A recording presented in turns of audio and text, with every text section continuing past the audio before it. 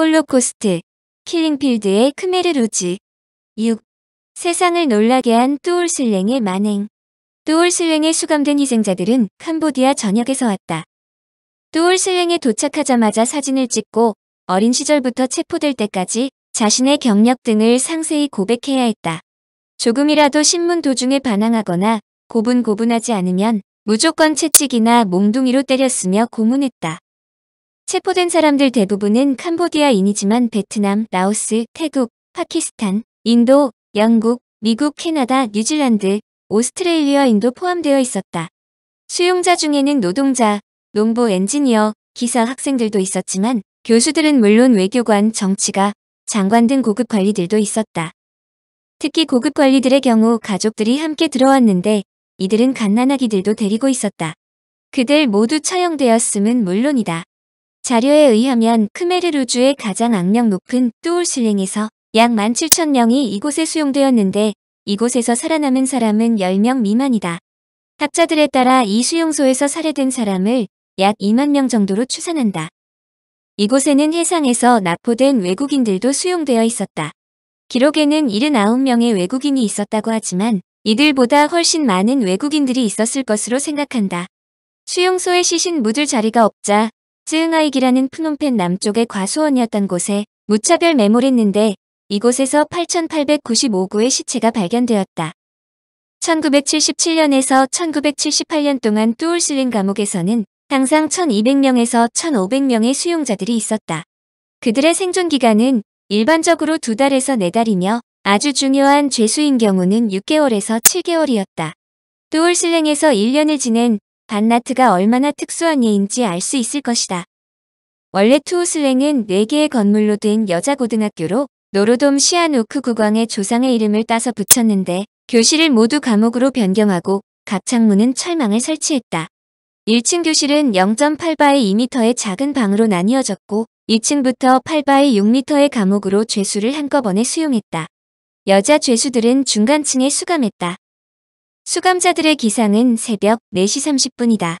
하루에 4번 점호를 하는데 두 손은 뒤로 하고 족쇄에 채워진 발을 보여준다. 30분 정도 손과 발을 움직이는 운동을 허락했는데 이때도 발에 채워진 족쇄는 풀려지지 않았다. 대소변용으로 조그마한 플라스틱 통이 주어졌다. 그들은 감방에서 대소변을 볼 때는 무조건 허락을 받아야 했다. 만약에 허락을 받지 않으면 몽둥이로 20에서 60대씩 맞았다. 중요 인물은 독방에 수감되었는데 작은 방임에도 불구하고 바닥에 족쇄를 걸고 있어야 했다. 특별히 중요한 인물은 철로 된 침대에 역시 족쇄를 차고 있어야 했다. 자료에 의하면 뚜올슬랭이 포기되기 직전까지 여러 명의 중요 인물이 살아있었는데 그들 모두 마지막에 살해되었다. 각 방에 붙어있는 수감자들이 지켜야 할 주의사는 뚜올슬랭 감옥이 얼마나 공포의 장소였는지를 적나라하게 보여준다. 1. 너는 나의 질문에 따라 답해야 한다. 2. 내가 나에게 항의하는 것은 불가능하며 진실을 숨겨서는 안 된다. 3. 혁명에 반하는 어리석은 짓을 하지 말라. 4. 나의 질문에 시간을 끌지 말고 곧바로 대답해야 한다. 5. 혁명의 이념 등에 대해서 나에게 말하지 말라. 6. 전기 고문이나 채찍을 맞을 때 소리 지르지 말라. 7. 명령이 내릴 때까지 아무것도 하지 말고 얌전하게 있어라. 8. 너의 반역을 감추기 위해 혁명을 펼지 말라. 9. 내가 이들 규칙을 어길 때에는 10대의 채찍과 5번의 전기 충격을 받는다. 더운 지역임에도 목욕은 2에서 4일에 한 번 허락했다. 수감 조건이 열악했으므로 피부병이 생기고 구타든 고문에 의해 심한 상처를 받아 고통을 받았지만 이들을 위한 치료약은 전혀 지급되지 않았다. 가장 놀라운 것은 수용소에서 발견된 사진이다. 이들 각 수감자들을 수용된 첫날과 처형되기 직전에 찍은 것이다. 이들 사진은 현재 박물관에 모두 전시되어 있는데 그 중에는 부모와 함께 처형된 갓난아이들도 적지 않았다. 고문이나 처형 방법은 그야말로 잔인했다. 죄수들의 손을 뒤로 묶고 채찍이나 몽둥이로 때리는 것은 보통이었으며 여자와 남자를 나치로 묶어놓고 유두를 자르는 것은 물론 손톱을 집게로 뽑기도 했다. 다양한 물고문을 상습으로 하였고 고문하다가 죽는 것이 다반사였다. 고문이 심하여 걸을 수 없는 경우 나무에 묶어 돼지를 옮기는 것 같이 사람을 묶어 옮겼다. 뚜올슬랭 연병장에 철봉대가 설치되어 있는데 이것은 체조용이 아니라 수용자들을 철봉대에 묶고 고문할 때 사용한 것이다.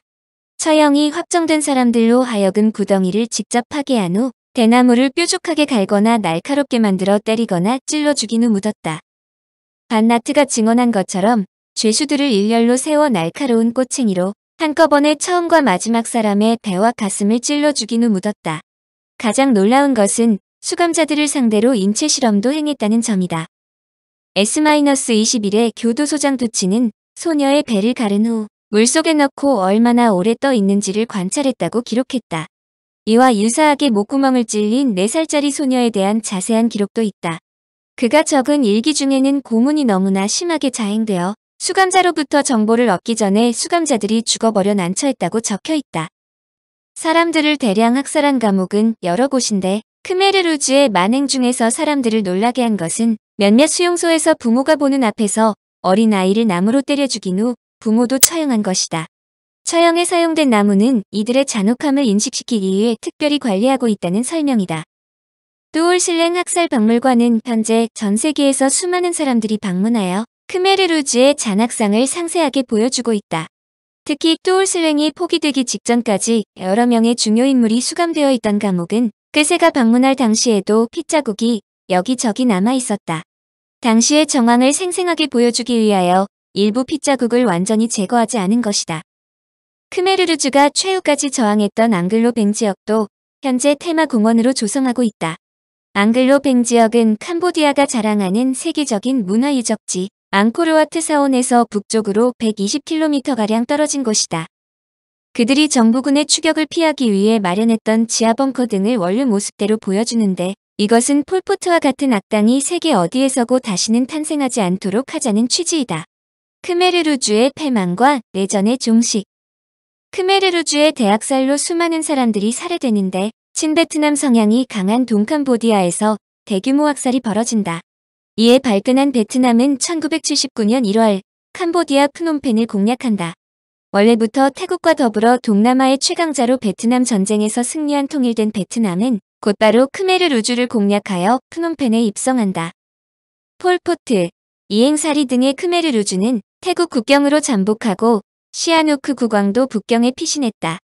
1980년 1월 베트남에 의해 행 3린을 수장으로 하는 캄푸치아 인민공화국이 수립되어 크메르루즈의 킬링필드는 일단 막을 내린다. 그런데 여기에서 부르는 행 3린의 캄보디아가 미국을 패퇴시킨 베트남의 괴뢰 정권이라는 이유로 세계 각국의 승인을 받지 못했다는 점이다. 특히 미중 수교 이후 밀월 관계에 있던 중국과 미국은 강력히 이들 정권을 반대했다. 이에 중국은 대외적으로는 캄보디아 해방 등을 명분으로 1979년 2월 중국군이 국경을 넘어 베트남을 공격했다. 이때 미국은 놀랍게도 외교적으로 베트남을 아시아의 프로이센이라 지칭하며 깡패 국가로 지목하고 CIA를 동원해 크메르루즈를 지원했다. 미국의 지원에 힘입어 크메르루즈는 타이 국경 근처의 본거지에서 게릴라전을 수행하기 시작했다. 1982년 크메르루즈는 베트남이 만든 캄보디아 중앙정부에 반대하는 비공산 계열 크메르 단체들과 같이 연합전선을 형성하는데 이때 명목상의 수장은 시아누크 전 국왕이다. 결국 캄보디아 4대는 미국, 중국, 베트남, 캄보디아의 크메르루즈까지 포함되는 국제전으로 비화된다. 이때 베트남은 자신들의 캄보디아 침공을 정당화시키기 위해 크메르루즈의 학살을 적극적으로 홍보한다. 이 보도를 접한 세계인들이 헷갈려하는 것은 바로 세계에서 가장 극악한 제노사이드를 벌인 크메르루즈를 미국이 적극 지원한다는 점이다. 여하튼 국제전으로 변한 캄보디아의 내전은 장기화되자 상황은 엉뚱한 면으로 변한다. 크메르루즈로서는 전 세계적으로 자신들의 악행이 알려져 패배할 경우 학살자로 매도되어 매장되는 것이 뻔히 보이며 베트남의 지원을 받는 신정부는 크메르루즈가 승리할 경우 악몽이 되지 않을 수 없다.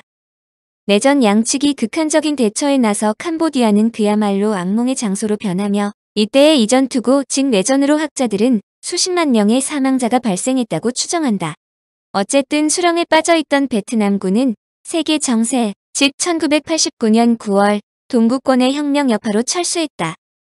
당시 총리로 있던 훈센은 베트남군이라는 배경을 잃고 세력이 약화되자 내전이 더욱 수렁에 빠졌는데 결국 1990년 6월 도쿄에서 크메르루즈와 시아누크 전 국왕, 그리고 손산 전 총리 등 세계 정파가 직접 대담했다.